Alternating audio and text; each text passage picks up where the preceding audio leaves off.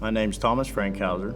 I'm 38 years old, and I'm a father of two children, Taylor and Dylan. I was in a relationship with a young lady. Throughout that relationship, she had a son that I took care of as well by another gentleman. She ended up going out and using drugs, and so I left her. And it wasn't too long after that, I'd say probably 6 months after that, she was murdered. Like, I felt like that was my responsibility. That if I would have just told her yes, she'd still be alive, and so would her 2-year-old son.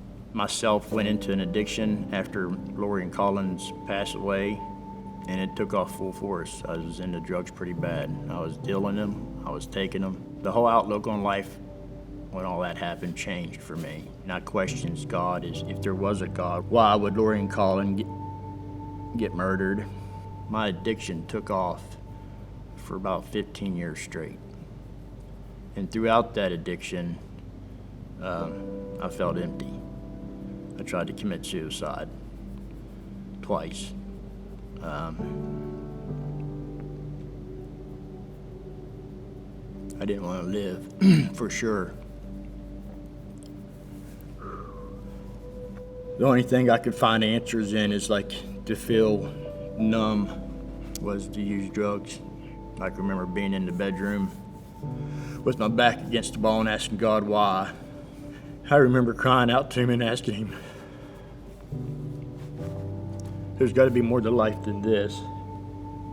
If there is a God, I need him, you know.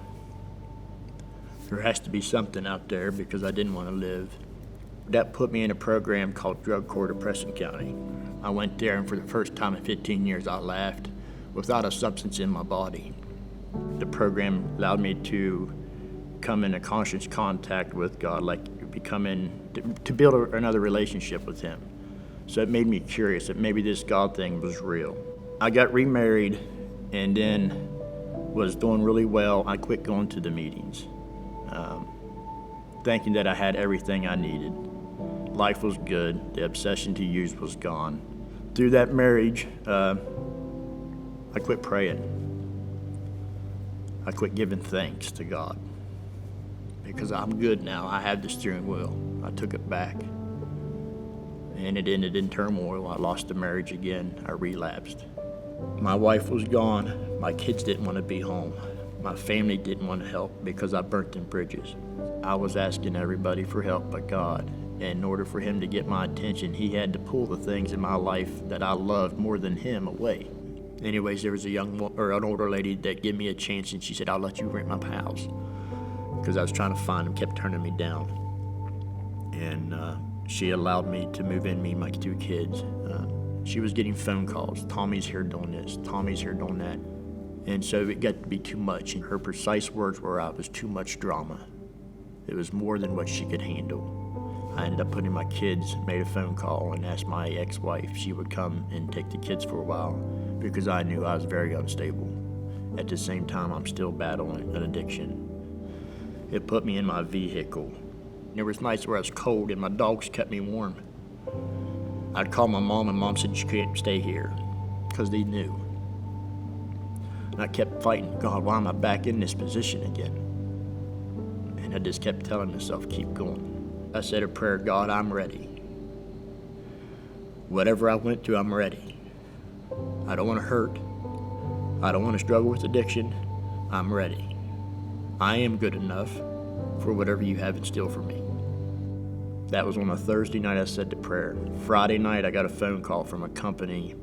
Saturday morning I was at the job site looking to see if I wanted the job. Monday morning I started the job. Now mind you, he gave me a company house to stay in, 3-bedroom, 2-bath. Because I didn't have a place.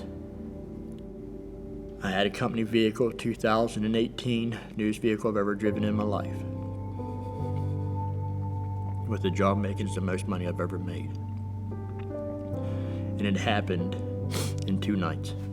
I prayed on a Thursday, told God I was ready to live for him, that there is a God.